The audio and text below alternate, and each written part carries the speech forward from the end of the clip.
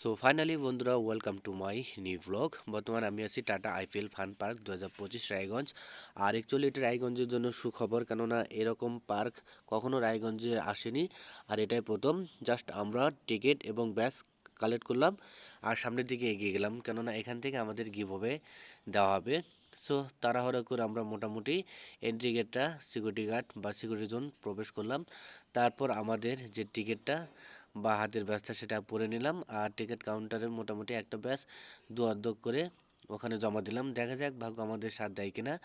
তারপর মোটামুটি আমাদের প্রথম প্রস্থান স্টেডিয়ামে প্রবেশ করলাম। মোটামুটি গুটি গুটি পায়ে আমরা সামনের দিকে এগিয়ে গেলাম আর সামনে দেখতে পাচ্ছ কত সুন্দর একটা আবহাওয়া। পরিবেশটা খুব ভালো ছিল এবং আকাশটা মেঘলা ছিল। জানি না আকাশের অবস্থা কি, বৃষ্টি হবে কিনা সেটাও জানি না। वो आने वाला बड़ा मजेदार हुआ था। रोमेरियो शेफर्ड ने एक भी ओवर नहीं किया, खिलाया गया है उनको। सिर्फ 5 ही गेंदबाजों का इस्तेमाल किया गया। So finally we are ready to go. বাড়ি যাওয়ার পালা, কারণ বৃষ্টি আসছে। মোটামুটি সবাই বের হয়ে যাবে, আমরাও বের হয়ে যাবো।